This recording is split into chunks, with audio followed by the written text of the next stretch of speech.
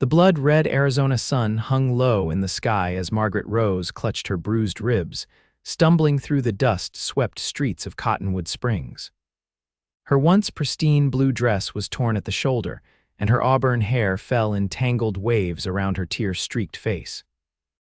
The year was 1879, and loving the banker's son had cost her dearly. "You ain't nothing but trash," Harold Winfield had spat as his fists connected with her body. "Did you think my father would allow his son to marry a saloon singer?" Margaret had believed his promises of love, of escape from the life she'd known. The beating had been his answer when she'd confronted him about the rumors of his engagement to the judge's daughter. Now, with nowhere to turn, she made her way toward the edge of town, each step sending pain through her battered body. She didn't see the rider until his horse nearly trampled her. The stallion reared, and a strong hand reached down, catching her arm before she fell. "Madam, you're hurt," the rider said, dismounting in one fluid motion. His voice was deep, tinged with concern. Margaret looked up into eyes the color of a summer storm, set in a sun-weathered face beneath a worn Stetson. The silver star on his vest caught the dying light. "I'm fine," she lied, trying to pull away. "You're not," he countered, gently supporting her weight. "I'm Adam Jarrett, the new sheriff in these parts, and whoever did this to you is about to make my acquaintance." "Please, just let me go," Margaret whispered. "He's powerful in this town." "You can't help me." Sheriff Jarrett studied her face, his expression hardening. "There ain't a man alive who has the right to lay hands on a woman like this. Not in my town." "Your town?" Margaret asked, wincing as she tried to stand straight. "As of yesterday," he replied, guiding her toward his horse. "And I intend to make some changes around here." He helped her into the saddle with gentle hands. "First, we're getting you to the doctor." Margaret felt the warmth of his body as he mounted behind her, one arm securely around her waist. "Why would you help me?" she asked, her voice barely audible over the clip-clop of hooves. Sheriff Jarrett was silent for a moment before answering. "Because in this wild country, sometimes all we have is each other." His breath was warm against her ear as he added, "And no one deserves to be beaten for loving the wrong man." As they rode toward the doctor's house at the edge of town, Margaret felt something stir within her broken heart, the faintest flicker of hope, dangerous though it might be. Doctor Wilson was a kind-faced man in his 60s who ushered Margaret into his home without question. His wife, a plump woman with silver-streaked hair, helped Margaret into a chair while the sheriff explained the situation in hushed tones. "Broken ribs, possibly," the doctor said after examining her. "Bruising everywhere. Who did this, child?" Margaret's eyes darted to the sheriff, then back to her hands. "I fell," she murmured. Mrs. Wilson clicked her tongue disapprovingly. "Fell onto someone's fists, more like." "Harold Winfield," Sheriff Jarrett said, his voice flat. "Isn't that right, Miss?" "Rose," Margaret supplied. "Margaret Rose, and I didn't say it was Harold." "You didn't have to." The sheriff's jaw tightened. "Word travels fast about the banker's son and his temper." Dr. Wilson wrapped Margaret's ribs tightly with bandages. "You'll need rest, Miss Rose, at least a week." "I can't," Margaret protested. "I sing at the Silver Dollar every night. If I don't work, I don't eat." "You can stay with us," Mrs. Wilson offered, patting Margaret's hand. "We have a spare room." Sheriff Jarrett nodded approvingly. "I'll speak to your employer and to Winfield." Fear clutched at Margaret's heart. "No, please, you don't understand. His father owns half this town." "And the law owns the other half," Jarrett replied, settling his hat back on his head. "I'll be back to check on you tomorrow, Miss Rose." After he left, Mrs. Wilson helped Margaret to a small but comfortable bedroom. "Don't you worry about that young man," she said, turning down the covers. "Adam Jarrett's got a reputation for standing up to powerful men. They sent him here because he doesn't scare easy. They sent him." Margaret asked, easing herself onto the bed. "The territorial governor himself," Mrs. Wilson confirmed. "Too many sheriffs in this town ended up in the banker's pocket or in the cemetery, but Adam, he's different. He's seen too much to be intimidated." Margaret sank against the pillows, exhaustion overtaking her. "Thank you for your kindness," she whispered. "Get some rest, child," Mrs. Wilson said, closing the door softly behind her. Margaret's dreams were filled with fists and fear, but also with storm-gray eyes that promised protection. Sheriff Jarrett didn't waste time. He strode into the Silver Dollar Saloon, the spurs on his boots jingling with each step.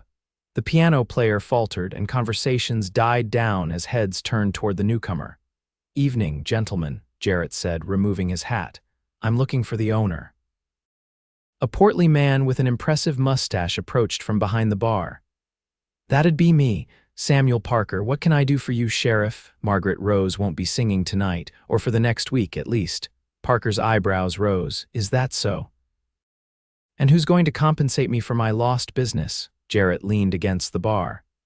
"Consider it your contribution to law and order in Cottonwood Springs. Unless you'd prefer I start looking into your gaming licenses." Parker's face reddened, but he nodded curtly. "1 week, no more." "Much obliged." Jarrett turned to leave, then paused. "And Parker, I expect her job to be waiting when she returns." Outside, he mounted his horse and rode toward the grand house on the hill Winfield Manor. The banker's mansion stood as a testament to the wealth that had flowed into Cottonwood Springs with the silver mines and the railroad. The butler who answered the door tried to turn him away, but Jarrett pushed past him into the opulent foyer. "I need to see Harold Winfield. Now." "How dare you barge into my home?" a voice thundered from the top of the sweeping staircase. Charles Winfield, the banker, descended with his son trailing behind him. Harold Winfield was handsome in a polished way, his blonde hair neatly combed, his suit impeccably tailored. Only the faint bruising on his knuckles betrayed his recent violence. "I'm here about Margaret Rose," Jarrett said, his hand resting casually near his holster. "The saloon singer?" Charles Winfield scoffed. "What business could she possibly have with my family?" "Ask your son about the business of beating women." Harold's face contorted with rage. "How dare you? I've seen her injuries," Jarrett cut in. "Next time you lay hands on a woman in my jurisdiction, you'll be spending time in my jail, banker's son or not." Charles Winfield stepped forward. "Sheriff, you're new here. Perhaps you don't understand how things work in Cottonwood Springs." "My family has, I understand perfectly," Jarrett interrupted. "And things are changing, starting now." Harold sneered. "That little tramp got what was coming to her.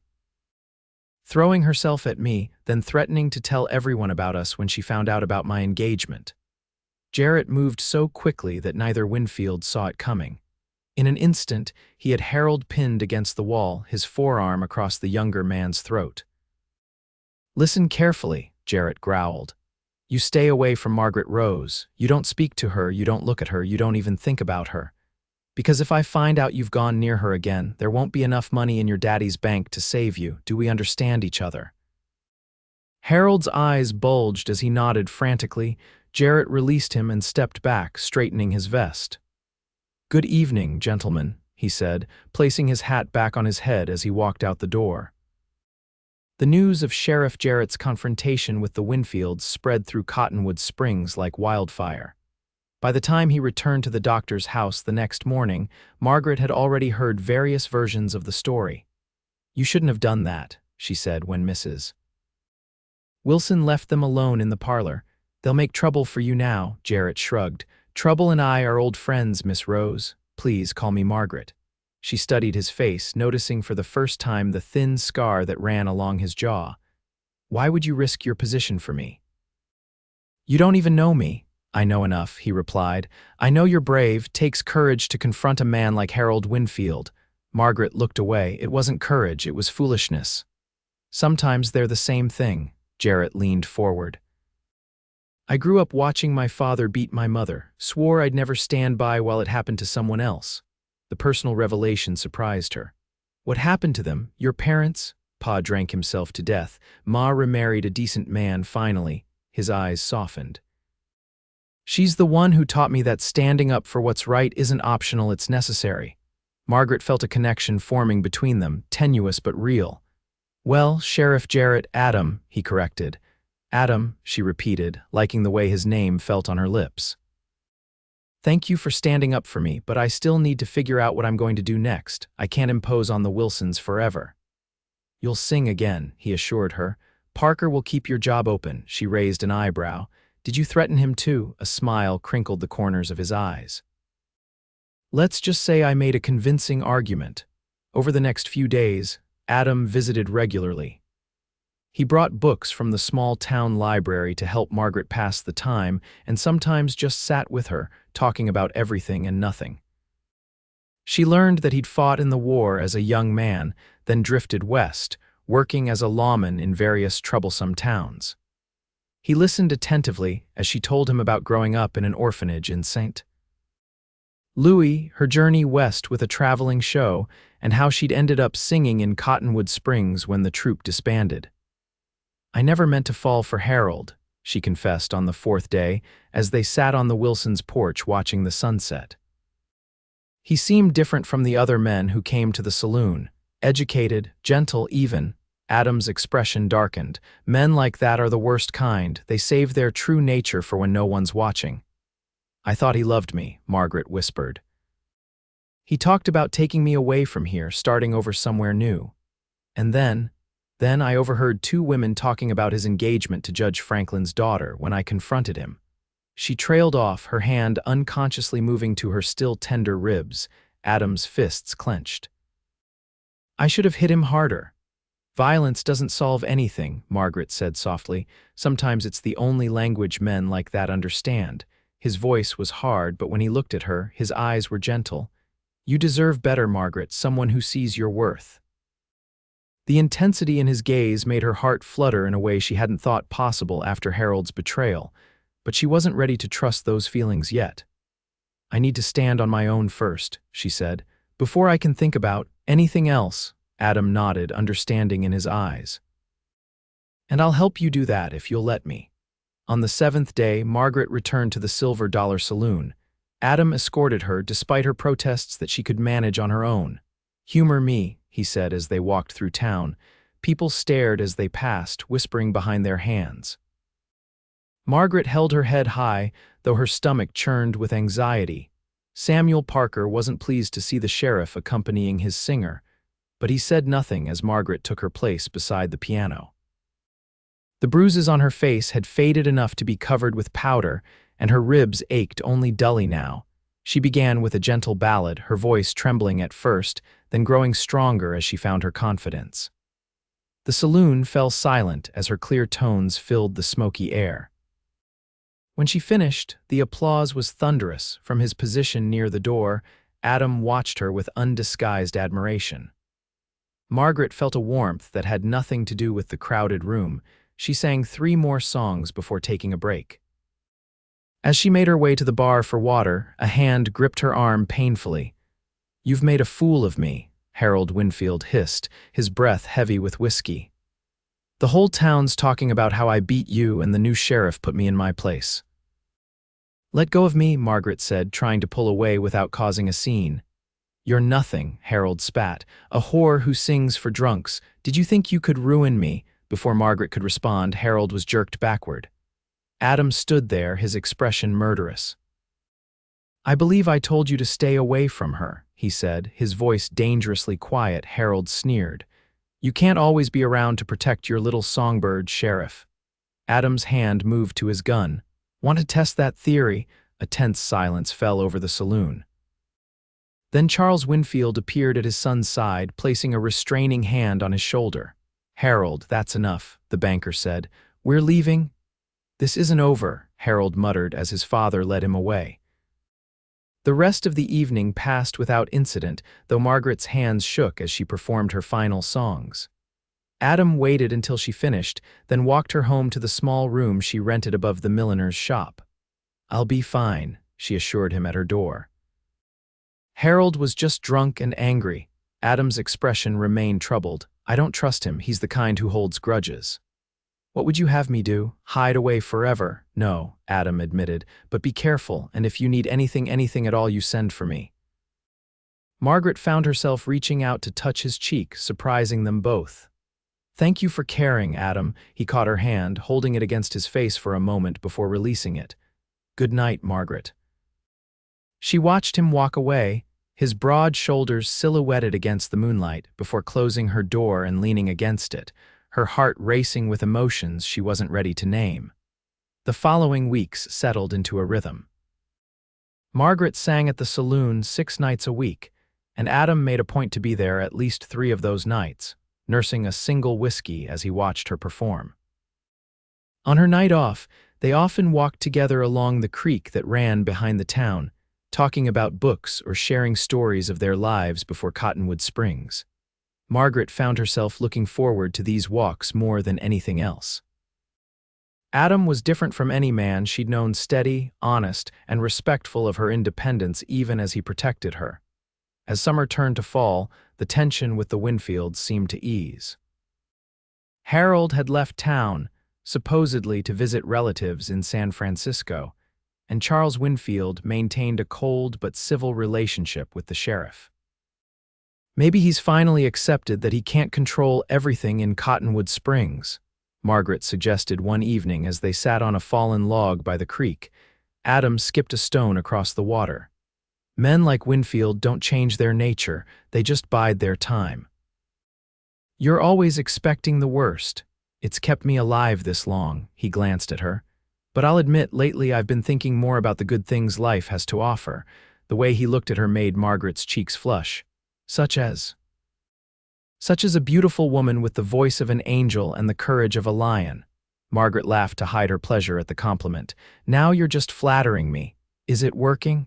His smile was boyish, transforming his usually serious face. Perhaps, she admitted. But I'm still not sure what you want from me, Adam Jarrett, his expression sobered. Only what you're willing to give, Margaret. I'd never ask for more than that. They sat in companionable silence as the sun dipped below the horizon, painting the sky in shades of orange and pink. When Adam walked her home that night, his hand found hers, their fingers intertwining naturally. At her door, he kissed her cheek, his lips lingering just long enough to make her wish for more. The change in their relationship didn't go unnoticed in the small town. Margaret heard the whispers, some approving, others scandalized that the sheriff would court a saloon singer. But for the first time since arriving in Cottonwood Springs, she felt like she might belong somewhere. On a crisp October evening, Adam took Margaret to dinner at the hotel restaurant, the finest establishment in town. She wore her best dress, a deep green that complemented her auburn hair, which she'd arranged in an elegant knot at the nape of her neck. "You look beautiful," Adam said when he collected her, his eyes appreciative but respectful. "You clean up rather nicely yourself, Sheriff," she replied, noting how handsome he looked in his dark suit, his usually unruly brown hair tamed for the occasion. The hotel dining room fell quiet when they entered, but Adam guided her to a table with a hand at the small of her back, his posture challenging anyone to comment. They enjoyed a meal far more elaborate than Margaret was accustomed to, and Adam surprised her with his knowledge of wine and fine food. "Where did a frontier lawman learn such refined tastes?" she teased. "I wasn't always chasing outlaws," he replied. "I spent some time in San Francisco after the war, worked as a private detective for wealthy clients." "Why did you leave?" His expression turned reflective. "Too much corruption. Too many rich men buying their way out of trouble. I wanted to make a real difference." "And do you make a difference?" "I try," he said. "Every day, but lately I've been thinking I might want more than just the job." Before he could elaborate, the dining room door burst open. Judge Franklin entered, his daughter Isabel on his arm and Harold Winfield at her side. Margaret froze, her fork halfway to her lips. Harold spotted them immediately, his face hardening. He whispered something to Isabel, then made his way across the room, ignoring the judge's attempt to call him back. "Well, well," Harold said, stopping at their table. "The sheriff and the songbird, how appropriate." Adam's jaw tightened. "Winfield, I heard you were out of town." "Just returned yesterday." Harold's gaze shifted to Margaret, cold and calculating. "Enjoying your dinner, Margaret. It's a step up from your usual fare, I imagine." "We were having a pleasant evening," she replied evenly.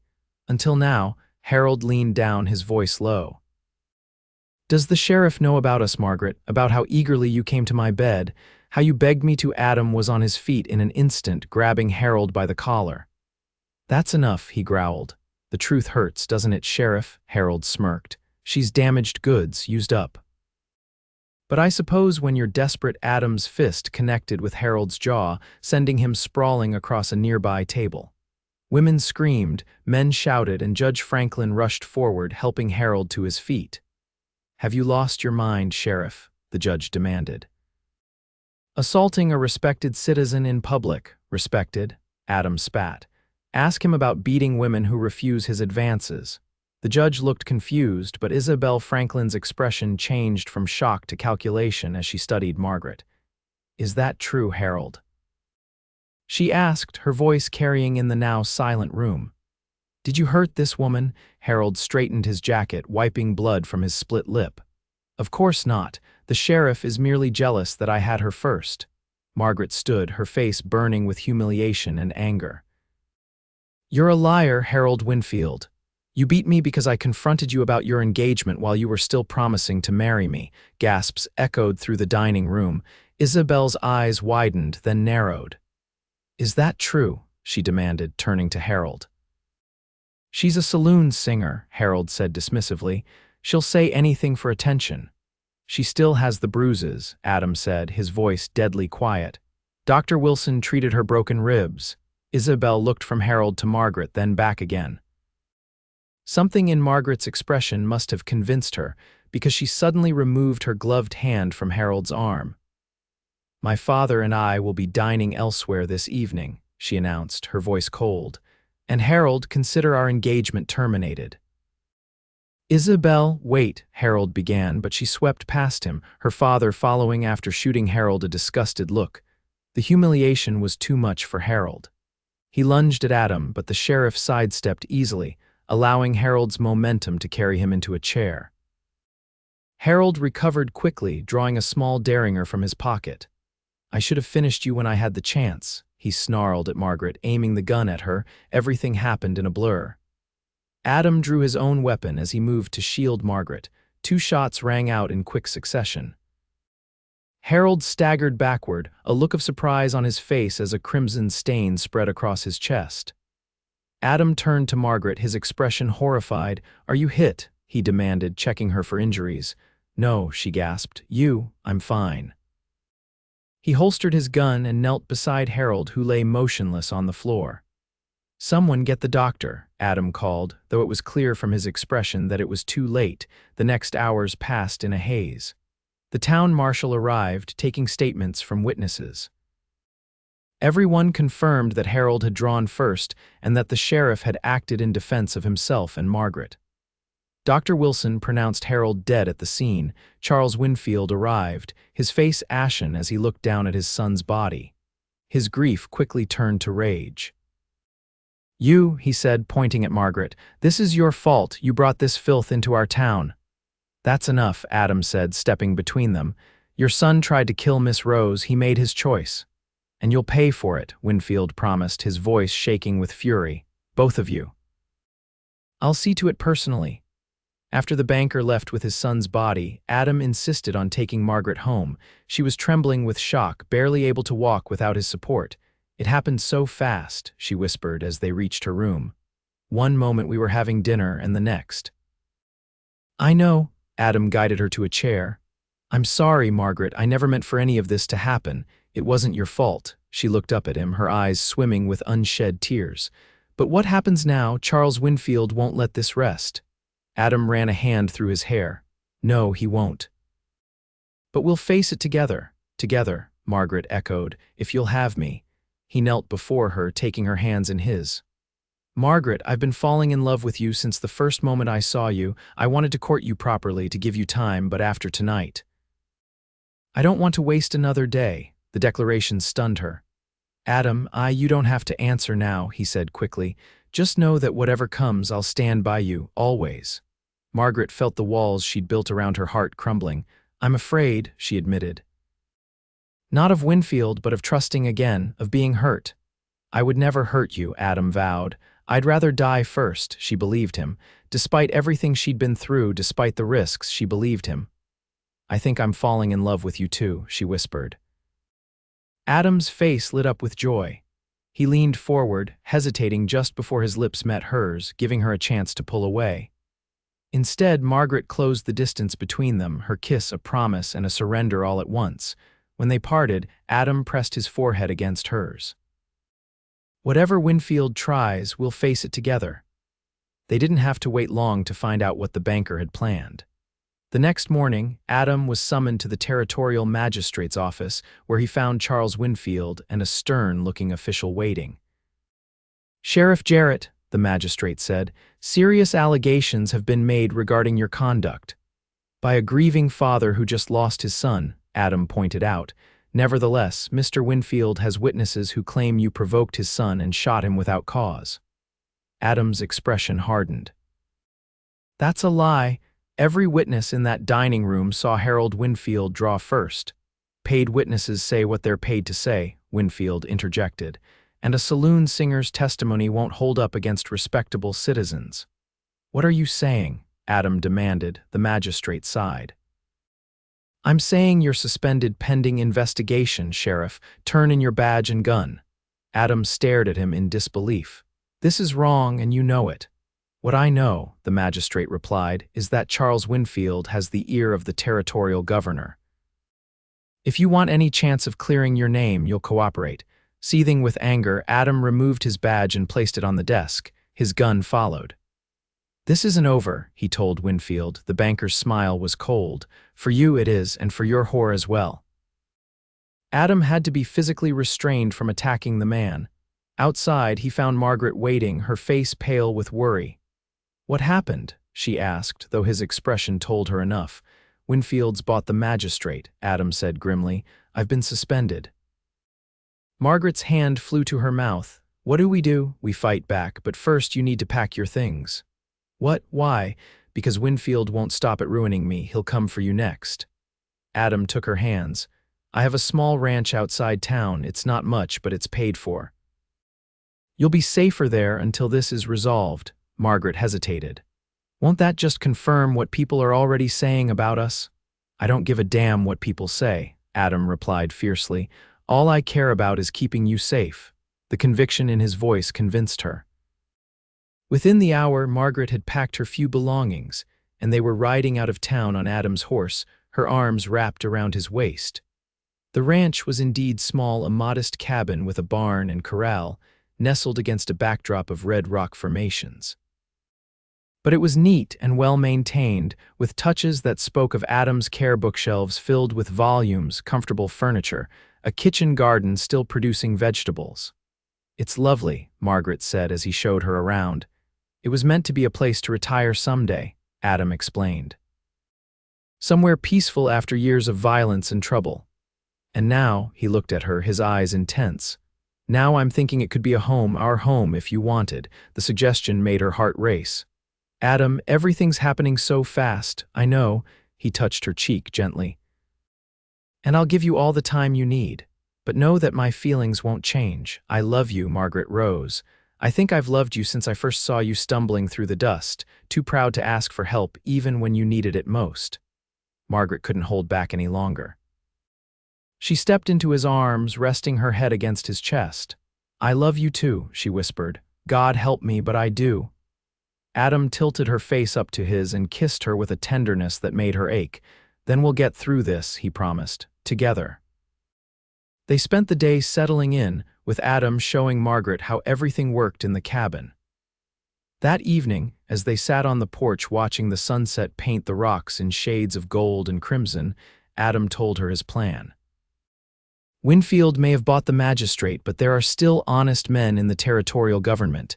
I have a friend in Prescott who works for the governor.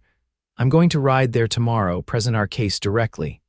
"Let me come with you," Margaret urged. Adam shook his head. "It's safer for you here. Winfield doesn't know about this place."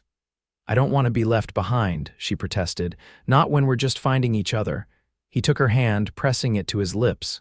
"I'll come back to you, I swear it." That night they slept in separate rooms, though both lay awake thinking of the other just across the hallway. In the morning, Adam prepared to leave, packing supplies and checking his spare pistol. "I should be back within a week," he told Margaret as he saddled his horse. "There's plenty of food and the shotgun is loaded just in case." Margaret nodded, fighting back tears. Be careful, he pulled her close, kissing her deeply. Wait for me, he whispered against her lips. Always, she promised. She watched him ride away until he was just a speck in the distance, then turned back to the cabin that already felt empty without him. 3 days passed quietly. Margaret kept busy exploring the ranch, tending the garden, and reading from Adam's extensive library. On the 4th day, she heard riders approaching. Grabbing the shotgun, she moved to the window, her heart pounding. Through the glass, she saw 3 men on horseback and recognized Charles Winfield at their head. Fear clutched at her throat. How had they found her? She considered making a run for it, but knew she'd never outpace them on foot. Instead, she positioned herself by the door, shotgun ready. Margaret Rose, Winfield called, dismounting. I know you're in there. Come out and we won't harm you. What do you want? She called back, trying to keep her voice steady. Justice for my son, he replied. The sheriff isn't here to protect you now. Come out or we'll burn the place down. Margaret knew he wasn't bluffing.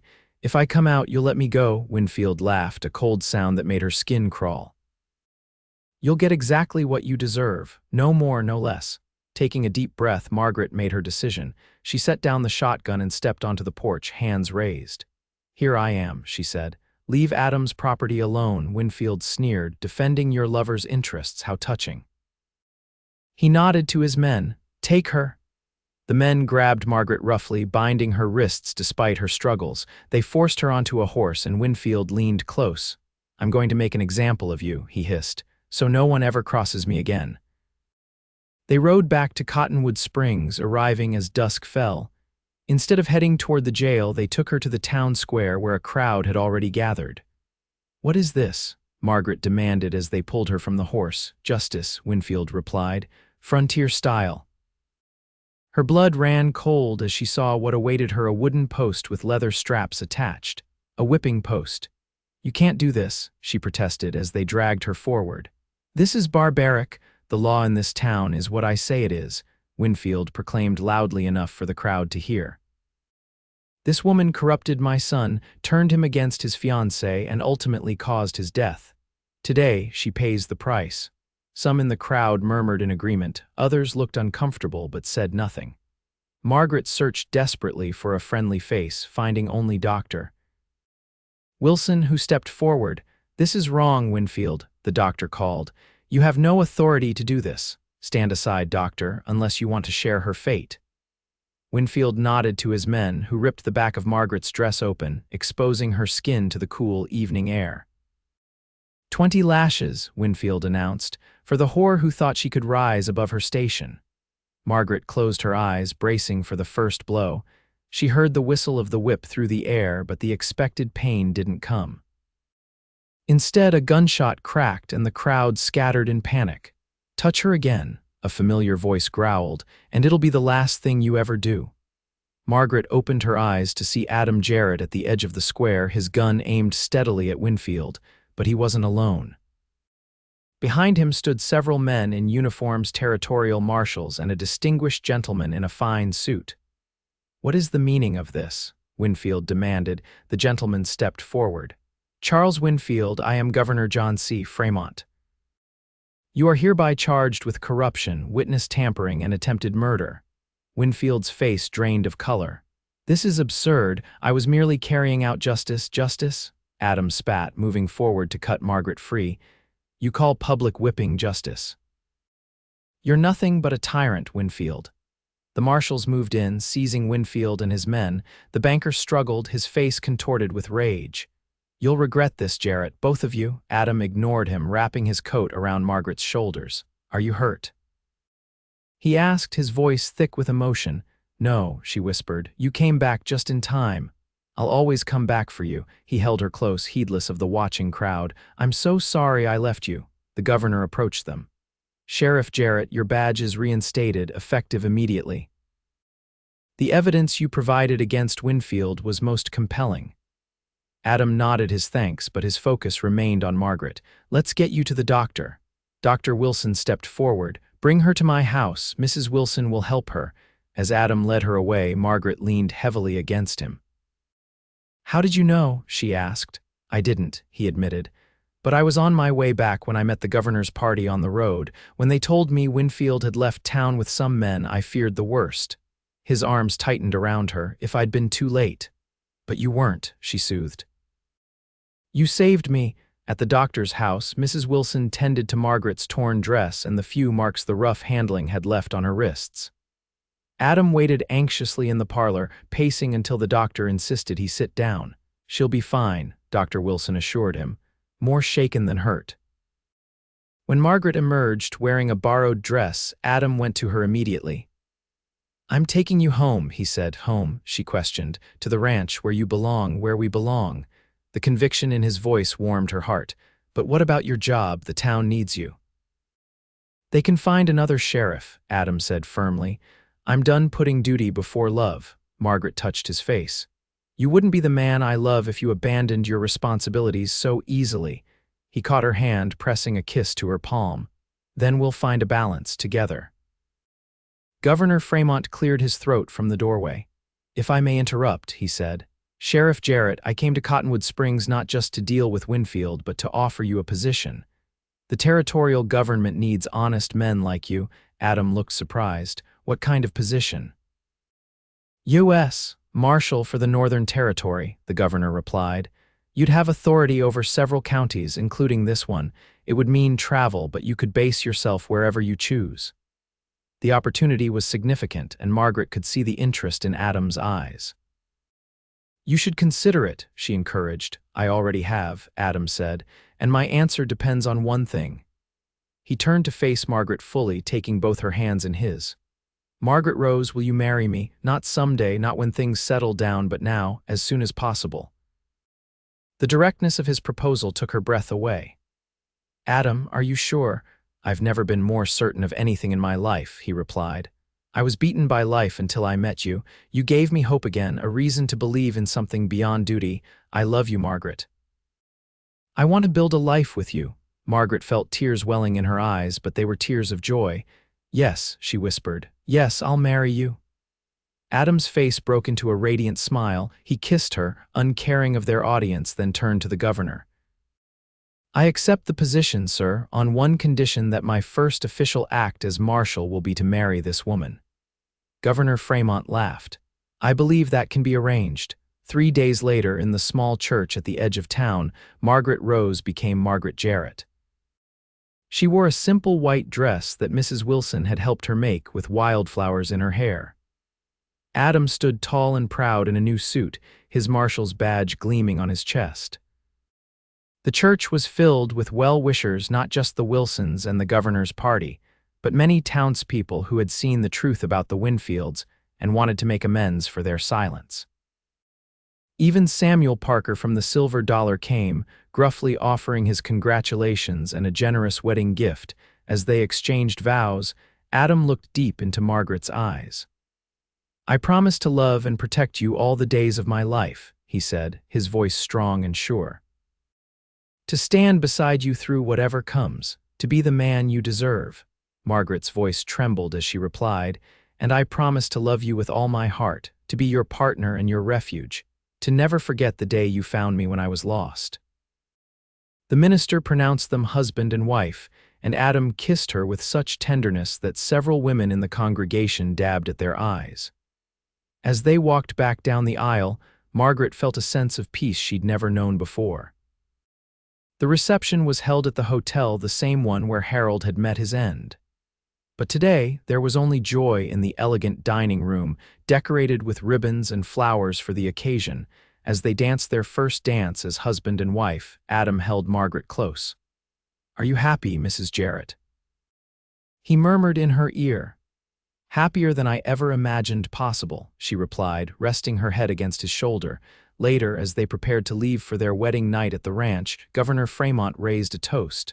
To Marshal and Mrs. Jarrett, he called. May your courage and love inspire us all. The crowd cheered, and Adam helped Margaret into the waiting carriage. As they rode away from town, he put his arm around her, drawing her close against the evening chill. She was beaten for loving the wrong man, he said softly, referring to the day they met. Margaret looked up at him, love shining in her eyes, and found the right one instead. Adam's smile was tender as he leaned down to kiss her. "Then love me right here," he whispered against her lips. "Now and always." "Always," Margaret promised as the carriage carried them toward home and the life they would build together, a life born from pain but sustained by love, stronger than any force that had tried to break them. In the years that followed, the legend of Marshal Jarrett and his bride grew throughout the territory. Adam's reputation for fairness and courage made him respected even by those who feared the law, while Margaret's voice continued to enchant audiences, though now she sang in the territorial capital's finest theater rather than a frontier saloon.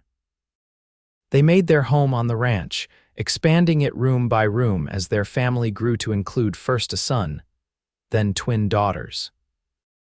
And every year on their anniversary, Adam would take Margaret in his arms and dance with her under the stars, whispering the same words that had healed her broken heart on that fateful day: "Love me right here, now and always." And she did.